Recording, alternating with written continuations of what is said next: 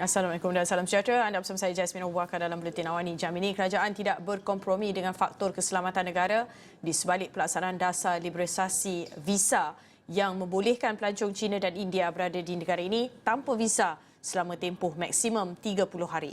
Menteri Dalam Negeri Datuk Seri Saifuddin Nasution Ismail berkata pihaknya telah mengambil beberapa langkah persediaan termasuk keperluan pelancong untuk mengisi kad digital dalam tempoh 3 hari sebelum ketibaan.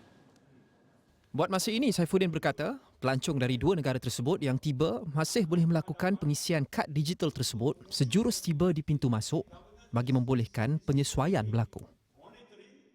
Pelancong paling ramai dari ASEAN, Singapura dan Indonesia.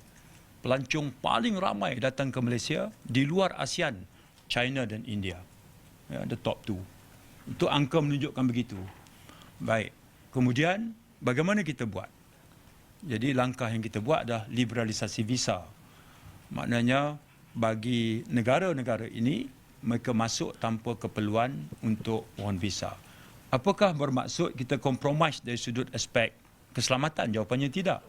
Ya, sebab itu, kita kuat-kuasakan pula mengisi kad arrival card secara digital.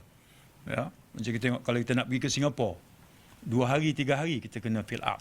Baik, itu akan memberi maklumat keberadaan mereka bila ada di sini. Hotel mana mereka tinggal, alamat mana mereka tinggal. Apakah ada kebimbangan? Saya sebut tadi bahawa bila kita buat langkah liberalisasi, kita tahu exactly mereka masuk itu sebagai pas apa dan kemudian kita kehendaki mereka isi digital card ya, sebagai satu prasyarat, iaitu membolehkan elemen kita mengesan keberadaan mereka.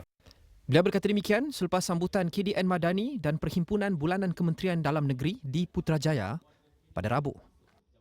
Pada 26 November lepas, Perdana Menteri Datuk Seri Anwar Ibrahim mengumumkan pelonggaran visa untuk penetapan 30 hari bagi pelancong China dan India tertakluk kepada tapisan keselamatan pelancong dari negara-negara terbabit yang mahu memasuki negara ini.